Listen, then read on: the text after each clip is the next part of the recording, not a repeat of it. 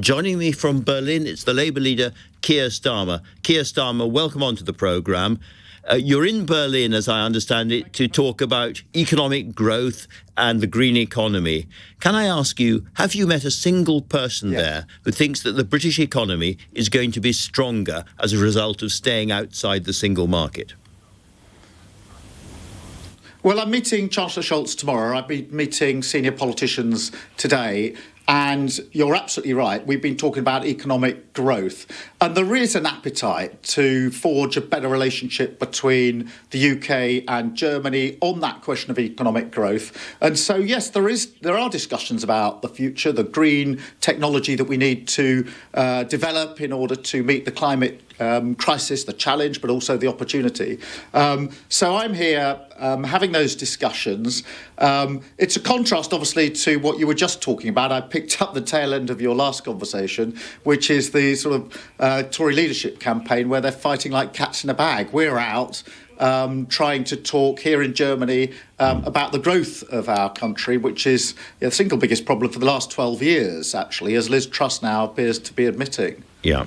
Keir, can I just take you back to my original question, which was whether you had met anybody in Germany who thought that Britain was going to be stronger economically as a result of leaving the single market?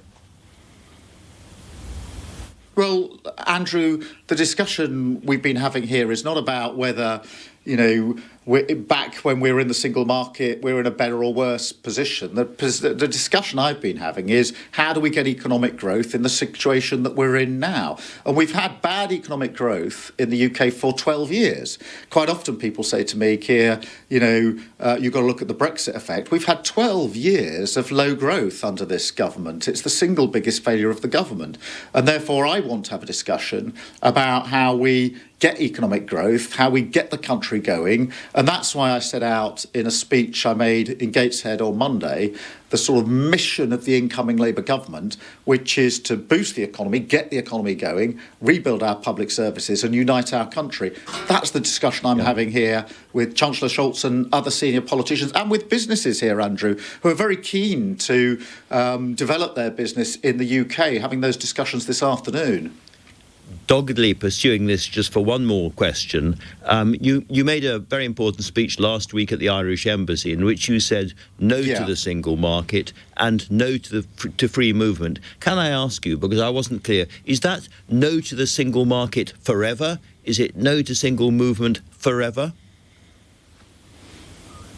Yes, Andrew, it is. It's looking forwards, not backwards. We need to make Brexit work, and that means that we need to improve the deal we've got. This deal that the government's got, that Boris Johnson's got, is holding us back. All they've really ever had is the slogan, get Brexit done. I want us to make Brexit work. To do that, we can't look back. We've got to look forward. And that's why I set out in that speech Monday week ago, I think it was, Andrew, the 5 things that we need to do, which is to fix the Northern Ireland Protocol, to reduce the barriers to trade, to have much better arrangements in relation to our services and scientific communities, to have much better security arrangements and to invest in the UK. And that's the 5-point plan I put forward. But we've got to look forward, not backwards. And that's why I've set that out. How do you reduce the barriers to trade without having some kind of convergence with EU rules and regulations? By having very high standards. Almost everybody, whichever way they argued in the referendum, said, I'm committed to very high standards when it comes to, animal products, all the things that you'd have under a veterinary agreement. I want those high standards. I want Britain to have high standards. And therefore, as long as we commit to those high standards, then reaching agreement that reduces the friction isn't as hard as people think it is. Obviously, that's got to be negotiated. It's got to be a bespoke agreement. But other countries have done it. New Zealand has done it. Canada has done it. And I believe we can do it as well. You mentioned the Conservative leadership campaign a moment ago. I've been watching you and listening to you very carefully, of course, in the chamber. And for several weeks now, you have been targeting your fire very, very carefully and heavily on Rishi Sunak, as if you think that he is the person you will end up fighting. Meanwhile, looming behind you is Penny Mordaunt. Do you think you may have been firing your salvos in the wrong direction? Well, Andrew, at the last PMQs on Wednesday, I was firing at all of the then 8 candidates, obviously reduced in number by now.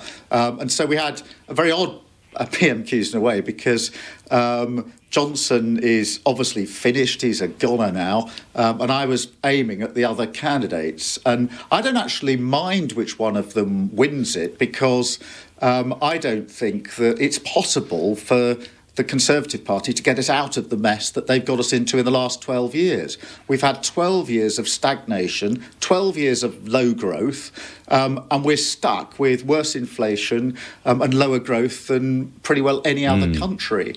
And so I don't think changing the person at the top of the Tory party is the change that we need. We need something much more fundamental than that. We need a fresh start for Britain. We need a change of government. And my message in the chamber, when I was in Gateshead on Monday, and here when I'm talking to senior leaders in Germany, is that the Labour Party has changed in the last 2 years. We are ready for an election. We are ready to win that election, and we're ready to govern. And that's the change that we need, that fresh start for Britain. You may well end up facing Penny Mordaunt, and many of your colleagues think that she would be a formidable foe. So what do you think about Penny Mordaunt? Look, Andrew, I don't mind who I face. And, you know, I remember when I started as leader of the Labour Party... Well, I mean, I haven't shadowed her or anything. A number of our team have shadowed her, but I haven't shadowed her. But obviously, I've been watching carefully everything that all the candidates have said. But for me, I really don't mind who I go up against. And, you know, there are plenty of people that told me back in April 2020 that Keir, they said, you know, good luck, but there's no way the Labour Party can get from where it landed in 2019 into a position to win the next general election. We've proved them wrong by making real progress this year in the local elections and in the Wakefield by-election. So now people are challenging me to say, well, aren't you going to win by even more than it looks as you are at the moment? People said to me, do you remember, Andrew, they said to me, well, Keir's all very well in the chamber when it's COVID and there's nobody there, but how's he going to cope with Johnson when the chamber's full? And I had all of that. And then, you know, we proved them wrong. And it'll be the same with the next Tory leader. Bring it on. I don't mind who it is. But I'm absolutely clear. The change we need is not a change at the top of the Tory party. They're the problem. They're not the solution. I completely understand why you say that, and yet it may be a mistake, because the Conservatives are the most successful party historically in Western Europe for a reason. And one of the reasons is that they regenerate in power. They change the leadership in power. And you may say it's just prestidigitation, they're all the same Tories. But actually, to the public, it does look different. And it seems to me it's a little bit like Doctor Who. You know, you think it's David Tennant or it's Peter Capaldi or Jodie Whittaker, and then there's a new doctor. The doctor keeps... It's always Doctor Who, but it's always a new doctor. And the danger, what you don't want to do is end up as the Daleks. Andrew, yeah, but Andrew, there's a different... You know, this has a different feel to it because... The economy is so broken. For me, and I would say as a football fan, this feels like a team that's sinking, you know, lower and lower in the relegation zone and is desperately trying to change its manager in the hope that they can turn things around. There's a desperation about this. This will be the 4th Prime Minister in a 12-year period of failure. And, you know, I really, you know, I look forward to the general election. If they're confident that they can remake themselves in this successful way, then go to the country. Let's test that. Because we have turned our party around in the last 2 years. We're a different, changed Labour Party, and we're ready. So anybody who wants to call election, whichever the candidate it is, do it. Please do, so we can take our positive case to the country and bring about the change that we really want. You've spoken recently rather warmly about Tony Blair, and you say you're talking to him and he's given you some advice. What advice has he given you? Well, look, I've been talking to Tony for some considerable period. I've been talking to Gordon Brown for some considerable period.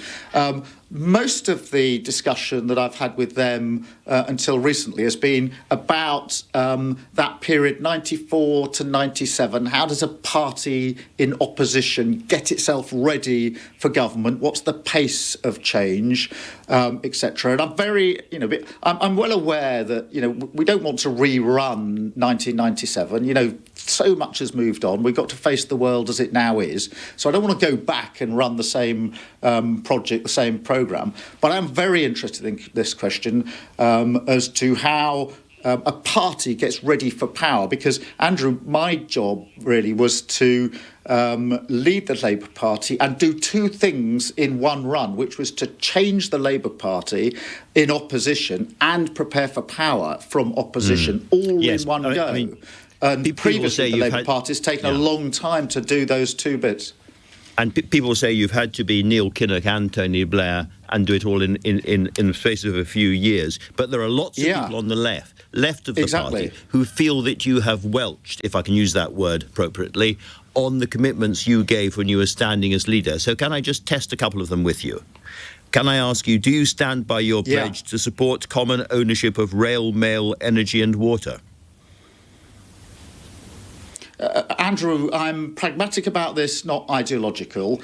But we've got to face the reality of the situation, which is post-COVID. Our economy is in a different position. But I'm not one of these people that's ideological about it. It must be one thing or the other. We've got to be practical. So things have changed. Well, we're going to inherit a very broken economy.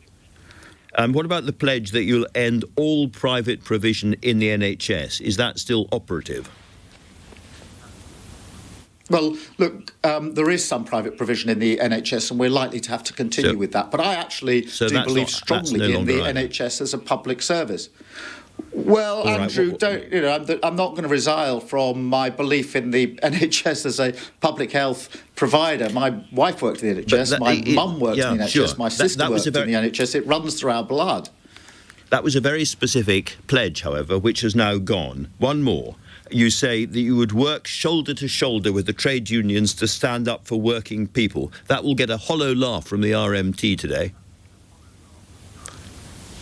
Well, Andrew, we have, with our unions, crafted a green paper, draft legislation ready for government, which sets out employment rights, day one employment rights, which are stronger than anything we've seen in this country. And all of our trade unions helped us with that. So that draft legislation is very much the product of that pledge, Andrew. But I would say this. Okay, to be absolutely, I'm sorry to pledges. We had just because you put the pledges to me. We went through the hustings that all of the Tory candidates are going through now, and everybody at every hustings had a closing speech, and my closing speech was the same every single time, which was, if we don't win, all the things that all the candidates are saying will never come to pass. So I made it clear that anyone voting for me as leader of the Labour Party would have someone who is laser-like focused on winning an election. And that was my pitch to our Labour Party members. And by the way, if you look at our votes in conference last year and the support we're getting, the idea that the vast majority of Labour members aren't very happy that we've turned our party around, that I'm getting challenged on what we're going to do as an incoming Labour government. That's unbelievable compared with where we were 2 years ago. So this impression that Labour Party members aren't pleased with the direction of travel is, I'm afraid, just wrong. Let me ask you about two other big issues facing the country. One is the House of Lords, because at the last election, the Labour Party was pledged to abolish it. It is even more stuffed with Tory donors and all sorts of characters. I can't believe for a second you yourself like the look of it. Are you open to actually abolishing it and replacing with some kind of elected chamber of the regions and nations or something else?